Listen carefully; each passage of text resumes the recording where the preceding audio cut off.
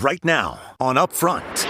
The school showdown. You always want to have challengers. Just hours from Tuesday's primary, the candidates for state superintendent looking to push through. You're talking about working with Republicans. Of course. The incumbent, her two challengers, school choice, school testing, all at stake. No one ever asked me, well, are you a Democrat or Republican? Now, ahead of Tuesday's primary, the candidates are all here.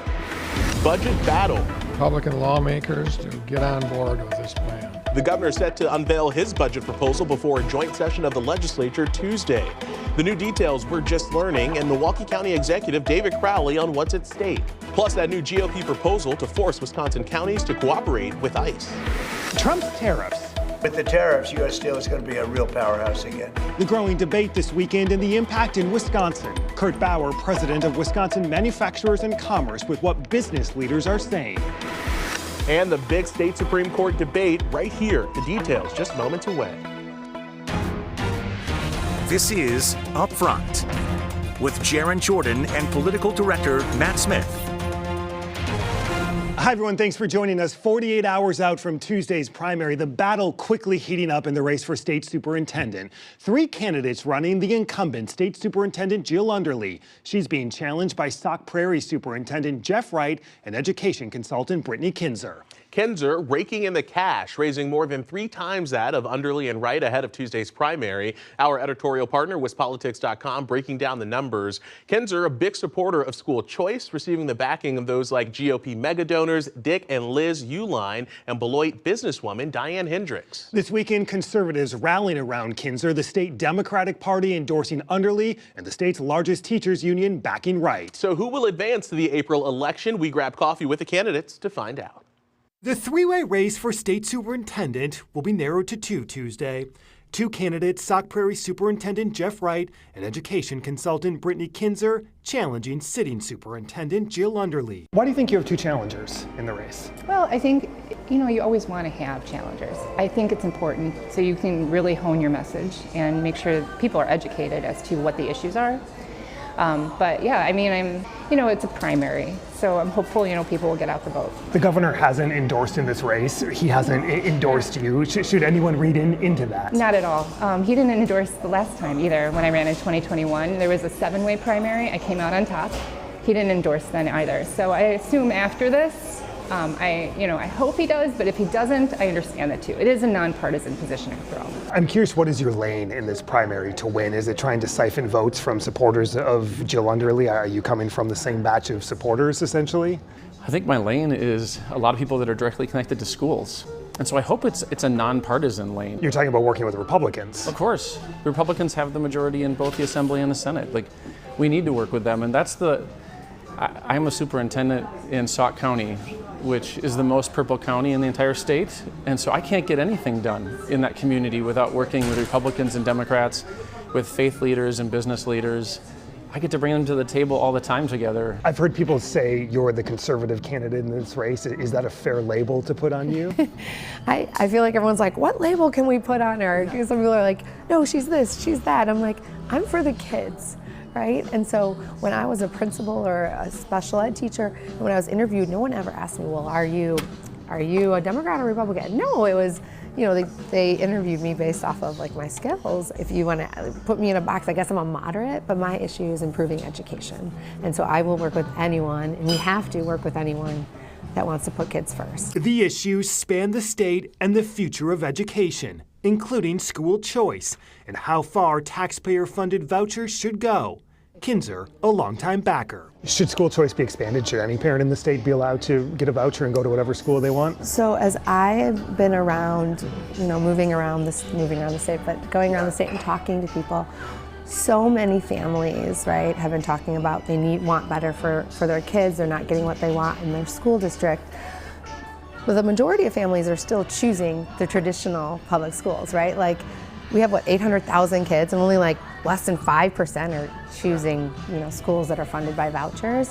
So I think that if families want that, then they should be able to do that, right? And then, so I guess yes. We have a real threat when it comes to school privatization and vouchers in the state. You see it as a threat? Oh, absolutely.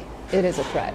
And the reason I say that, it's a threat to our local communities. No matter where you live, if you're in Milwaukee or if you're out in Menasha or if you're up in Barron, Wisconsin. So when you look at what happened in the previous budget and the shared revenue deal, do you sense that there is more room for Democrats to get on board with expanding school choice even more, given what we saw last year? I hope not, because You were disappointed in that. I was very disappointed in that. I am not an advocate for more school choice and vouchers. Did the governor do the right thing in the last shared revenue agreement last year when he expanded school choice?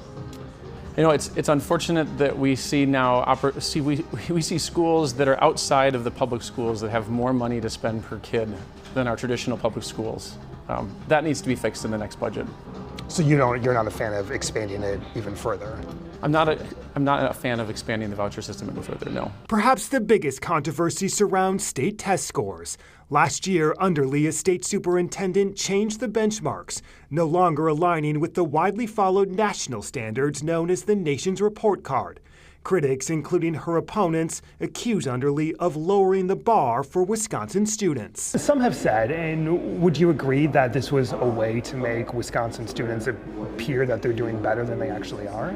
Well, no, I wouldn't agree with that necessarily. What I would say is it was a way to help our teachers understand where kids actually are. So that's what it is. It is a more challenging benchmark to meet nationally than our Wisconsin test. So our Wisconsin test is on Wisconsin standards, and every other state has their own state assessment.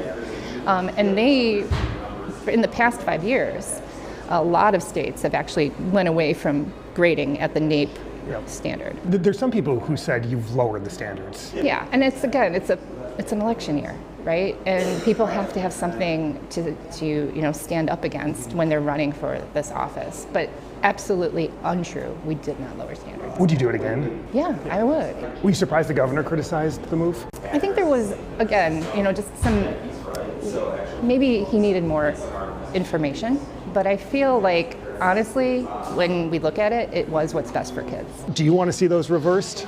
I mean, certainly I disagree with the decision. Yeah. I think that it came at the absolute worst time because we were, like many districts, we were just getting out of the pandemic. We know that students experienced learning loss during that time.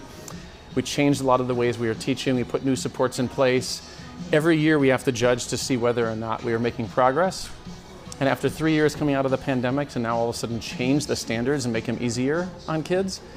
That's what you think they do? I do think that's what happened. I mean, it's easier to get a passing grade now than it was a year ago.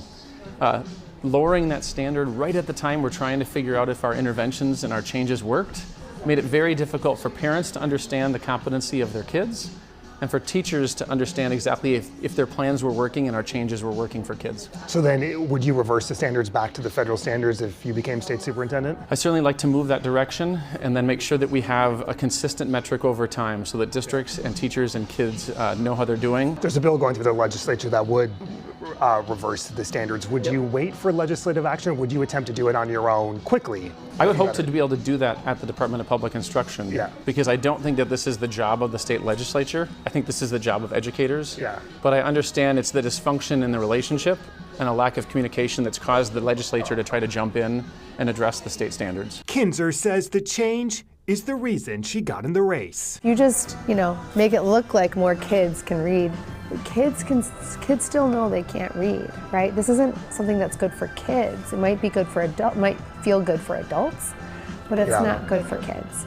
And so I'm not a politician.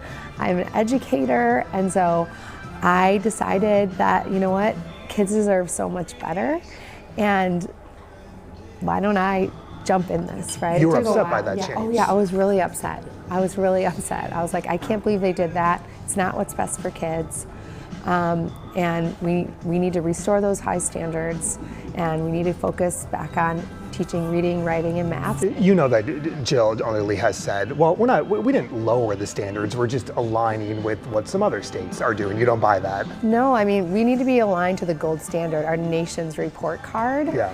And what happened is, right now the results just came out, 31% of kids are reading well enough to be career and college ready, but according to the Wisconsin new standard, it's 52%, 52% overall. But then there's also this whole category of kids that aren't actually, we're saying that they're career and college ready, but they're not. If you were elected state superintendent, would you immediately change back Yes. to the federal? Yes, for the nation's, yeah, we'd Yeah. go back to the higher standards, yes. That would be something you would do right Yeah, off. right off the bat, yeah. All right, the two winners Tuesday advancing to the April election. Our thanks to Collectivo Coffee in Wauwatosa and Copilot Coffee in Waukesha for hosting our coffees. All right, still to come, we're just hours away from Governor Tony Evers unveiling his new state budget. What we're learning today, and Milwaukee County Executive David Crowley is here next.